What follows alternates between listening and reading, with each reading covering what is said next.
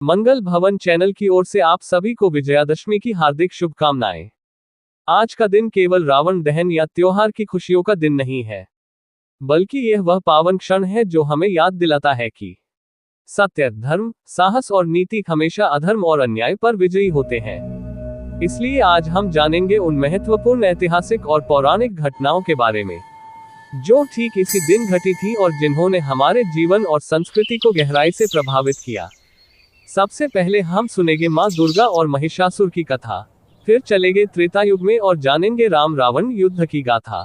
इसके बाद मिलेंगे महाभारत के अर्जुन से और उनकी शमी वृक्ष कथा, और अंत में इतिहास के पन्नों से सुनेंगे चाणक्य और नंद वंश का प्रसंग। तो आइए मित्रों, इस दिव्य यात्रा की शुरुआत करें और विजयादशमी का सच्चा संदेश अपने हृदय में उतारें। महिषासुर वध, मां दुर्गा की विजय, सत्य की पहली गाथा। बहुत समय पहले एक असुर हुआ करता था, महिषासुर। उसने तपस्या कर वरदान पाया था कि उसे कोई देवता या पुरुष नहीं मार सकता। वरदान पाते ही उसका घमंड बढ़ गया और उसने तीनों लोकों में उत्पात मचाना शुरू कर दिया। देवताओं ने हार मान ली और तब सबका तेज मिलकर मां दुर्गा का प्राकट्य हुआ। 9 रात और 10 दिन तक मां और महिषासुर के बीच भीषण युद्ध चला। आखिरकार 10वें दिन मां दुर्गा ने महिषासुर का वध किया। इसी दिन को हम विजयादशमी के रूप में मनाते हैं। ये दिन सिखाता है नारी शक्ति और सत्य की हमेशा विजय होती है। मित्रों, अगर आप चाहते हैं कि आपकी जिंदगी से भी हर अंधकार दूर हो और शक्ति का प्रकाश फैले, तो अभी मंगल भवन चैनल को सब्सक्राइब कीजिए और बेल आइकॉन जरूर दबाइए। राम रावण युद्ध, सत्य की दूसरी गाथा। त्रेतायुग में अयोध्या के राजकुमार श्री राम वनवास के दौरान माता सीता और भाई लक्ष्मण के साथ जंगल में रह रहे थे। तभी अहंकारी रावण छल से माता सीता का हरण कर लंका ले गया। श्री राम ने हनुमान, वानर सेना और सुग्रीव की मदद से लंका पर चढ़ाई की।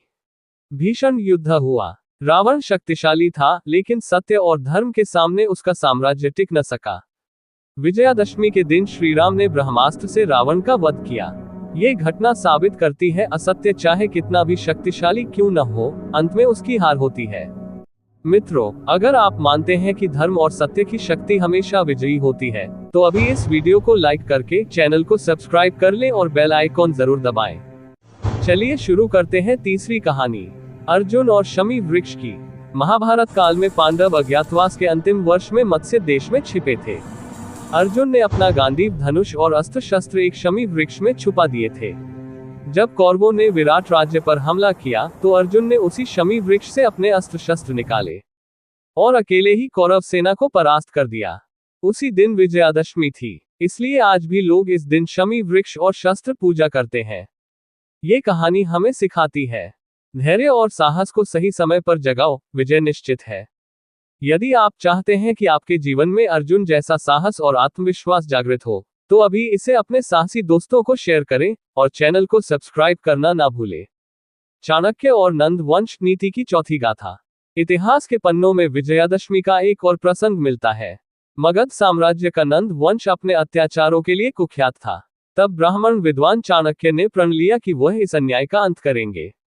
उन्होंने चंद्रगुप्त मौर्य को तैयार किया और धीरे धीरे नंद वंश की नींव हिला दी। वर्षों की रणनीति और संघर्ष के बाद विजयादशमी के दिन नंद वंश का अंत हुआ। ये घटना सिद्ध करती है, जब बुद्धि और नीति धर्म के मार्ग पर चले, तो सबसे बड़ा साम्राज्य भी गिर सकता है।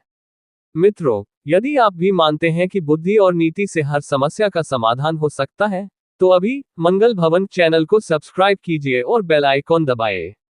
चारों कथाएं मां दुर्गा, श्री राम, अर्जुन और चाणक्य यही कहती हैं कि धर्म, साहस, शक्ति और नीति की विजय निश्चित है। यही विजयादशमी का असली संदेश है।